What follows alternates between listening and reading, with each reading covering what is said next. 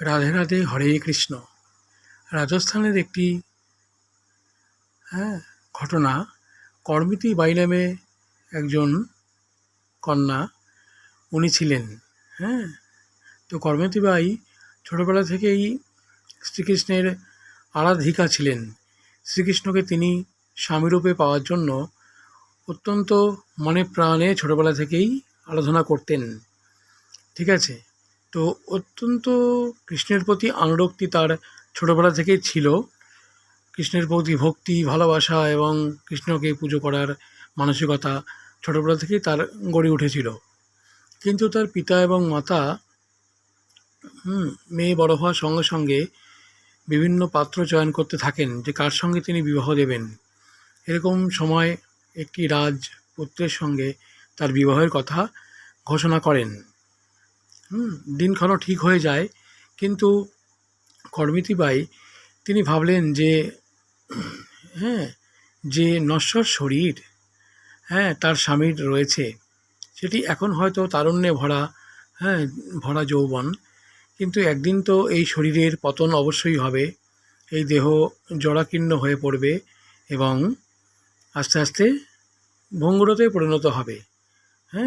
সেই জন্য তিনি এমন একজন পতির সন্ধান করছিলেন যিনি নিত্য শাশ্বত, যার মধ্যে কোনো জড়া নেই, ঠিক আছে, পার্থক্য নেই।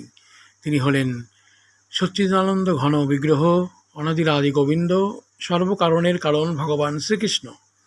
তিনি ভগবান শ্রীকৃষ্ণকেই পতিরূপে গ্রহণ করার জন্য মনস্থ করেছিলেন। তো যখন আর কি দিনক্ষণ ঠিক হয়ে গেল বিয়ের, ঠিক বিয়ের আগের রাতে যখন আর কি শয়ন করেছেন, আস্তে আস্তে তিনি রাত্রেবেলাতে ঘুম থেকে উঠে বাইরে বেরিয়ে পড়েছেন। ঠিক আছে, হাঁটতে হাঁটতে হাঁটতে হাঁটতে চলেছেন পথে। একা একজন মহিলা, সে কোথায় যাবে? এবং অনেকদিন আগেকার ঘটনা, তখন অত নিরাপত্তাও ছিল না। ঠিক আছে, তো হাঁটতে হাঁটতে অনেক দূর পৌঁছে গেছেন।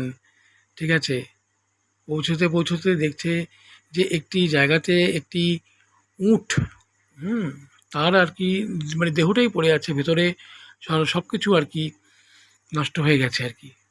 সেই তাই ভাবছে যে এখন যদি আস্তে আস্তে আমাকে যদি কেউ চিনে ফেলে, তাহলে তো আবার ধরে নিয়ে গিয়ে আমাকে সেই রাজপুত্রের সঙ্গে বিয়ে দেবে। তাহলে কি করলেন, সেই ভাবলে যে সেই উটের যে চামড়াটা আছে, যে উটের মতো দেখতে, তার ভেতরে ঢুকে